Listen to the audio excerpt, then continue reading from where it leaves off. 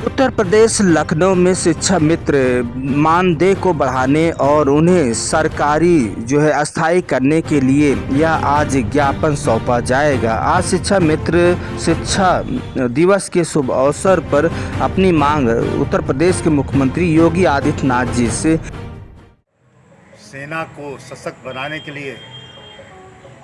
रक्षा मंत्रालय भारत सरकार दिन रात कार्य कर रही है और सशक्त सेना बनाने के लिए हमारी सरकार हर तरह से विचार विमर्श करके हर कदम उठाने में लगी हुई है। अभी हाल में ही थिएटर कमांड के बारे में चर्चा हो रही है। थिएटर कमांड एक ऐसी प्रणाली है जिसके माध्यम से सेना के तीनों अंग थल सेना, वायुसेना, नौसेना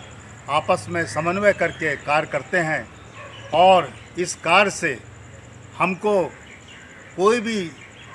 समस्या या कोई भी स्थिति पर नियंत्रण करने में बहुत सुविधा होती है। और थिएटर कमांड का एक निश्चित क्षेत्र एरिया रखा जाता है जिससे कि समय पर उस कमांड द्वारा जो थिएटर कमांड गठित की गई है उस क्षेत्र में वो सफल हो अपने कार्य प्रणाली में कार्य करने में।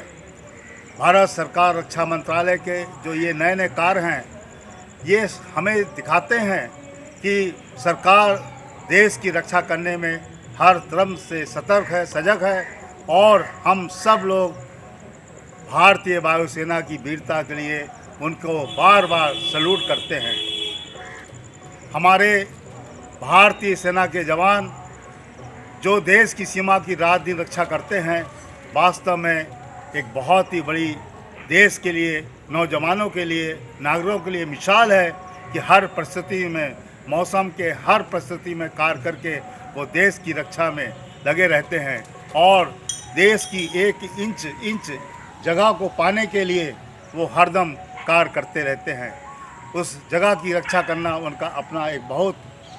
मूल्यमान एक जिम्मेदारी होती है जिसको वो वहन करते हैं और कार्य करते हैं। हमारे भारतीय सेना के जवानों का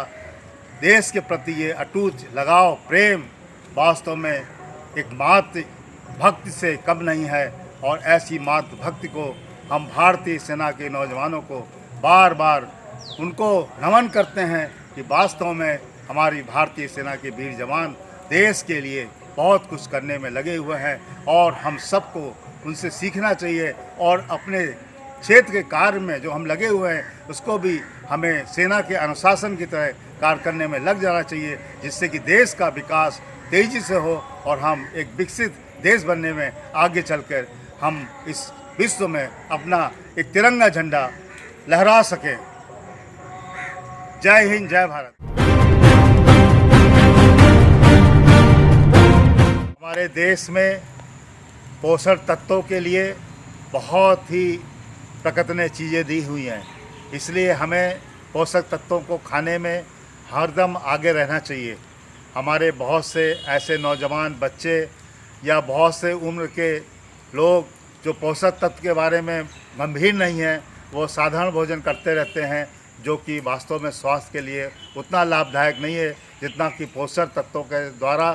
भोजन करना। इसलिए हमें प्रकृति ने जो भी भोजन दिया है उस पोषक तत्वों को हमें ग्रहण करने में आगे रहना चाहिए और अपने स्वस्थ शरीर को बनाए रखने के लिए हमें पोषक तत्वों को खाना चाहिए। प्रकृति की दी हुई हवा, पानी, धूप के साथ साथ हमें प्रकृति के दिए हुए जो अन्य फल भोजन है उसको ग्रहण करने में आगे रहना चाहिए। हमें ऐसे कोई भी भोजन पदार्थ नहीं करने चाहिए जो हमारे शरीर को अस्वस्थ बनाएं और हम पोषक तत्वों को खाने में दूर रहें। इसलिए हमारी आपकी ये अहम जिम्मेदारी बनती है कि शरीर के अंदर पोषक तत्वों का जाना अति आवश्यक है और हमारे जो चिकित्सक हैं हरदम बीच बीच में लोगों को सलाह देते रहते हैं कि पोषक तत्वों को ही खाइए जिससे कि शरीर स्वस्थ हो और आप देश में स्वस्थ होकर अपने कार्यों में सफल हो सकें। इसलिए हमारी आपकी ये अहम जिम्मेदारी बनती है कि स्वस्थ शरीर रखकर स्वस्थ विकास देकर देश के लिए हमें पोषक तत्वों के प्रति गंभीर होना चाहिए और पोषक तत्वों को खाने के लिए हरदम आगे बढ़कर अपने को स्वस्थ बनाए रखने में पहल करनी चाहिए। आइए हम सब लोग प्रकृति की दी हुई स्वस्थ चीज़ों को खाएं और पोषक तत्वों से दोस्ती के साथ अपना जीवन स्वस्थ बनाने के लिए भोजन करें और प्रकृति को उस जो सही रूप है उसको प्राप्त करने में आगे आएं।